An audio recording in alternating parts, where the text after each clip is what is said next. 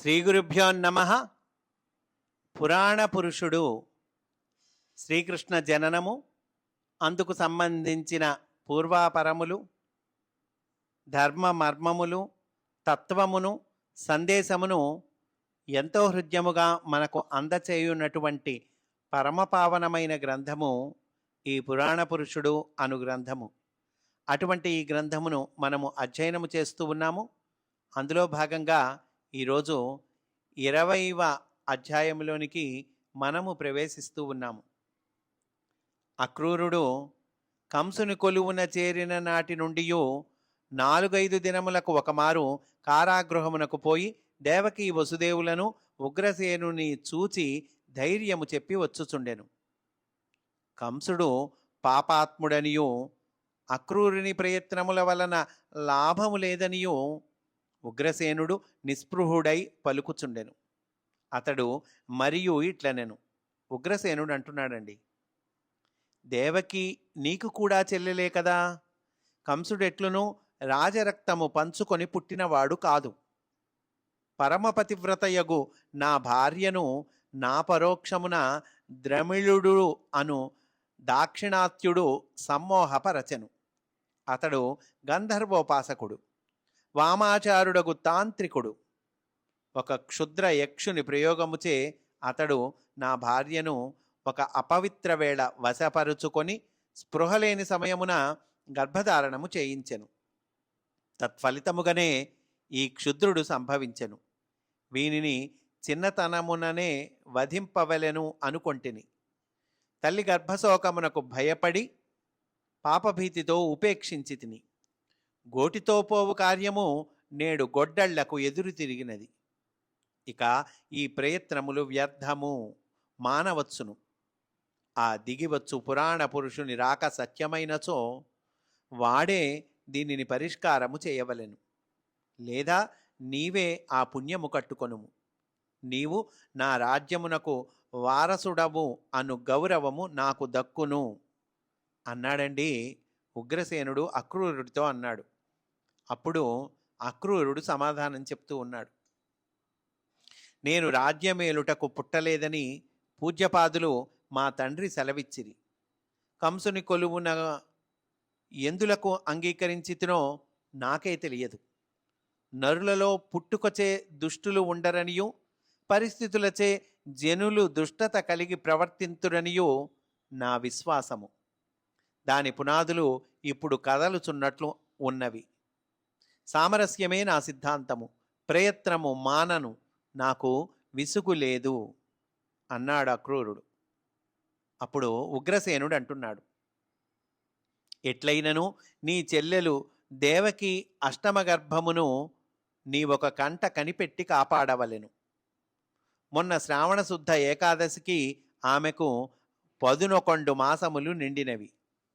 ఆరోగ్యవతిగానే తిరుగుచున్నది. 12వ మాసమున ప్రసవించునేమో తెలియదు. రాత్రులందు సుఖనిద్ర సుఖస్వప్నములు కనుచున్నది. ఎవరో దివ్య పుణ్యస్త్రీలు స్వప్నమున వచ్చి విభూతి రక్షపెట్టి ఆకాశగంగ తీర్థమిచ్చి గగనయానమున మిన్నేటి ఇసుక తిన్నెలలో నడచిపోవుచున్నారట. మేల్కాంచుసరికి నేటి ఉదయమున భ్రూమధ్యమున విభూతి అంటి ఉన్నది. వసుదేవుడు నిశ్చల సమాధిలో ఆనందముద్రయందు నిరంతరము ఉన్నట్లు అతని అర్ధనిమీలిత స్థిమిత నేత్రముల వలన స్పష్టపడుచున్నది. అతడు నిరంతరము ఊర్ధ్వదృష్టితో తూర్పు దిక్కు వాతాయనము నుండి పడుచున్న ప్రభాత కాంతుల వైపు దృష్టి ప్రసారము చేసి ఉండును.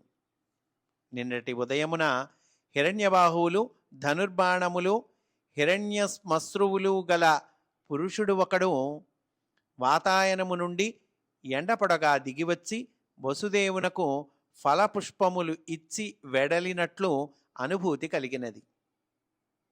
తిరిగి చూచుసరికి వసుదేవుని చేతిలో ఒక ఫలము, కొన్ని పారిజాతములు, తులసియు ఉన్నవి.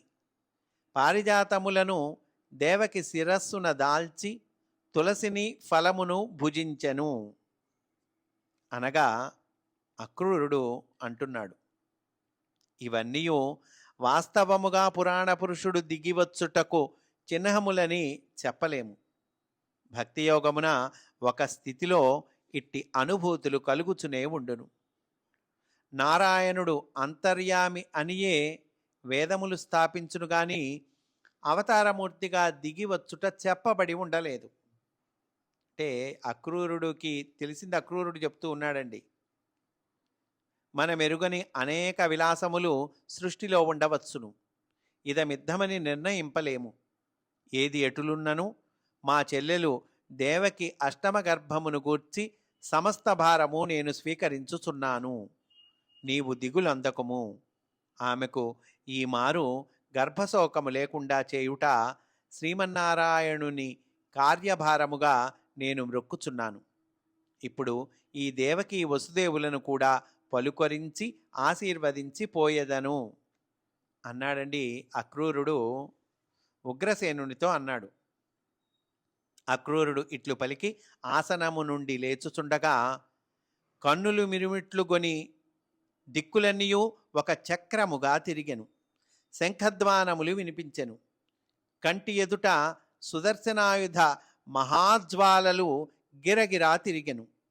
ఆకాశము కేశబంధముగా, తారకలు కిరీటమణులుగా, సూర్యచంద్రులు కన్నులుగా, భూపరిభ్రమణము నాభిగా, పాతాళము చరణమూలముగా ఒక మహామూర్తి స్పష్టాస్పష్టముగా ఊహామాత్రముగా పొడగట్టెను. తాను వానియందు ఉన్నట్లు గోచరించెను. తాను నారాయణాంశ సంభవుడుగా మరలా స్మరించి తట్టుకొని లేచి నిలబడెను. దేవకీ వసుదేవులున్న భవనమునకు అక్రూరుడు మందగమనమున నడచి వచ్చుచుండగా అతని ముందు ఆకాశమున గాలి వెలుగు ఆకారము కట్టి నడుచుచున్నట్లు, లోనికి ప్రవేశించుచున్నట్లు ఊహలలో తోచెను. తన ఉపాసన బలమున శ్రీమన్నారాయణుడు ముందు నడచుచుండెననియు, దేవకీ గర్భమునకు క్షేమము తథ్యమనియు సంతోషించెను అనంటూ ఈ అధ్యాయాన్ని పూర్తి చేశారు. స్వస్తి వాసుదేవా.